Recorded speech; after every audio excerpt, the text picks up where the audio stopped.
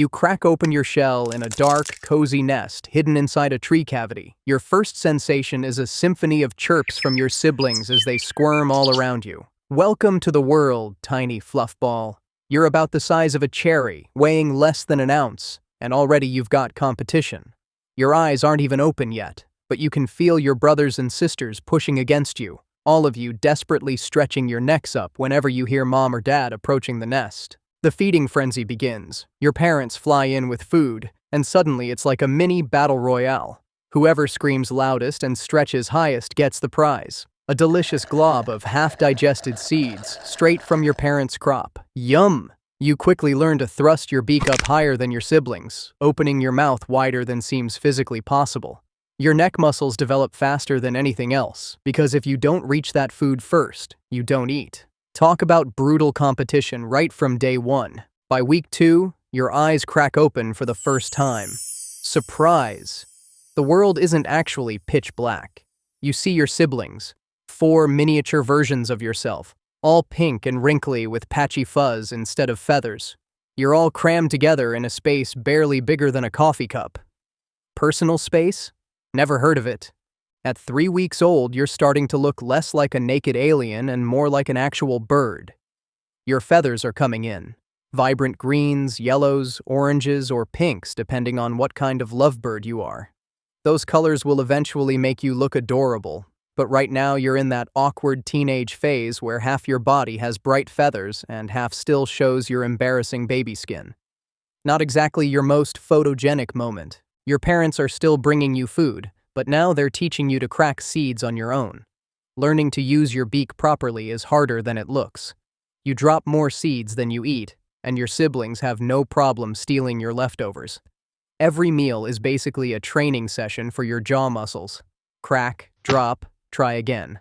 Crack, drop, try again. By the time you master it, your jaw feels like you've been to bird boot camp. At 6 weeks old, it's flying school time. Your parents coax you to the edge of the nest with a tasty seed held just out of reach. Your instincts tell you those little stubby wings should somehow keep you airborne, but gravity has other plans. Your first flight is more of a controlled fall with style. You flap frantically, manage to stay up for about 2 seconds, then crash land on the ground below. Your siblings laugh. Okay, they're birds, they don't actually laugh, but their chirps sound suspiciously mocking. Every day is flying practice. Up, flap, crash. Up, flap, slightly longer glide, crash. The worst part? Your parents make it look effortless. They zoom around, performing aerial tricks, landing perfectly on the tiniest branches. Meanwhile, you're just trying not to faceplant into another tree trunk. By 8 weeks old, you're finally getting the hang of it, though your landings still need serious work. Your tiny feet are covered in bruises from all those rough touchdowns. Just when you're starting to enjoy your newfound flying freedom, your parents kick you out. No warning, no goodbye party. They just start chasing you away from the nest. Apparently they want to make more babies, and you're cramping their style. Harsh. You find yourself homeless at 2 months old, forced to join a flock of other young lovebirds who are all just as clueless as you are. Life in the flock is wild. Nobody knows what they're doing. It's like summer camp with no counselors. You all fly around together, finding food, avoiding predators, and generally trying not to die. The older birds in the flock take leadership roles, showing you where the best seeds grow and which watering holes are safe. You quickly learn the pecking order, literally. Birds with the strongest beaks and most aggressive attitudes get the best food. You get pecked a few times before figuring out your place in the hierarchy. Food gathering becomes your full-time job. Morning till night, you're cracking seeds, digging up roots, and scavenging for anything edible. Your tiny body burns energy like crazy, so you need to eat almost constantly. Rain days are the worst. Wet seeds are harder to crack, flying is more difficult, and you go to sleep hungry and soaked. But you push through because what other choice do you have? Your first year is all about survival and learning. You master complex flight patterns to avoid hawks. You figure out how to find water during dry spells.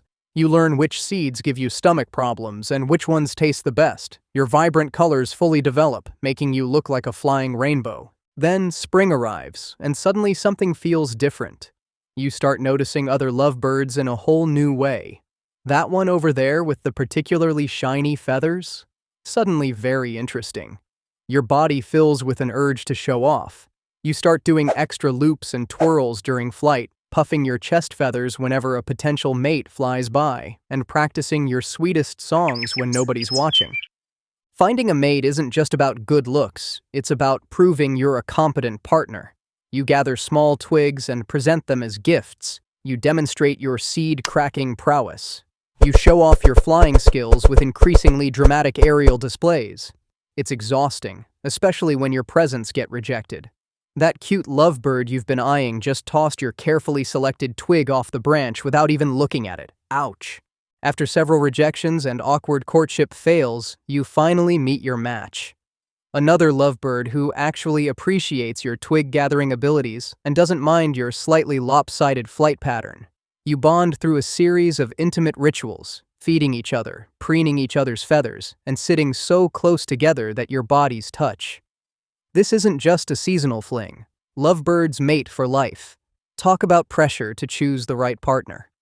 Together, you search for the perfect nesting spot. It needs to be safe from predators, sheltered from weather, and spacious enough for your future family. You settle on a cozy tree cavity and spend weeks preparing it, lining it with bark, leaves, and grass.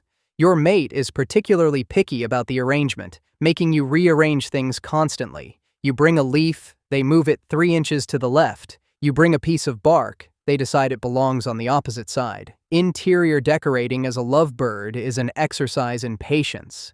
Egg-laying time arrives, and if you're the female, you now understand why your mother wasn't exactly cheerful all the time. Pushing out those eggs is no picnic. Over several days, you produce a clutch of 4 to 6 eggs. Each one takes considerable effort, draining your energy and nutrients. You need to eat even more than usual just to keep your strength up. Now begins the tedious task of incubation. For the next 3 weeks, you and your mate take turns sitting on the eggs, keeping them at the perfect temperature. Your world shrinks to the size of your nest. Hours blur together as you sit and sit and sit some more.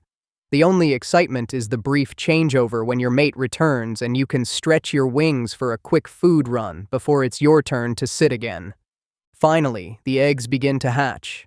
Tiny beaks poke through the shells, and soon your nest is filled with the same naked, hungry babies you once were. And now the real work begins. From dawn till dusk, you and your mate fly back and forth, gathering food for your perpetually hungry offspring. They never stop begging. Their mouths are always open, their chirps always desperate. You stuff yourself with seeds until your crop is full, then fly back to regurgitate it all for your chicks. Sleep becomes a distant memory. Your days revolve entirely around feeding trips and keeping the nest clean. No small task when you have multiple babies pooping regularly in your home. You and your mate take turns, but there's no real break. Even when you're out gathering food, you're not relaxing. You're working to find enough sustenance to satisfy those insatiable appetites waiting back at the nest. As your chicks grow, they become more demanding and more mobile. They start climbing over each other, pushing to the front for feeding time. The smallest one gets shoved to the back, and you find yourself trying to ensure everyone gets their fair share. It's an impossible task. There's always one chick that's a bit bigger, a bit stronger, a bit more aggressive than the others. By 6 weeks, your offspring have feathers and are learning to fly. Your peaceful nest becomes flight school central. They crash into the walls, into each other, into you. They knock over your carefully arranged nest materials. They screech at volumes that make your ears ring, and just when you think you can't take any more chaos, they start practicing their seed cracking. Seeds get scattered everywhere. Partially chewed bits of food decorate every surface. Finally, mercifully, they're ready to leave the nest. You and your mate gently but firmly encourage them to join the wider flock. Some go willingly, excited for independence. Others cling to the familiar nest, requiring more forceful eviction techniques. It's not that you don't love them, you do, but your sanity needs them to move out. Once they're gone, you and your mate collapse in exhaustion. You spend days just recovering, preening each other's neglected feathers, and enjoying the quiet. But nature has a cruel sense of humor.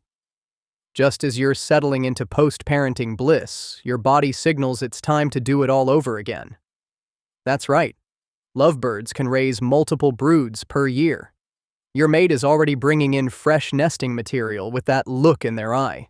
And as you watch your mate excitedly preparing for another round of chaos, sleep deprivation, and constant feeding, you can't help but wonder if Lovebird is really the most accurate name. Maybe glutton for punishment bird would be more fitting. But when your mate snuggles up against you at the end of another exhausting day, beaks touching in that special Lovebird kiss, you remember why you signed up for this crazy life in the first place? Just don't tell anyone about that cute blue lovebird from the neighboring tree you've been secretly admiring during your seed-gathering trips. What happens at the acacia tree stays at the acacia tree.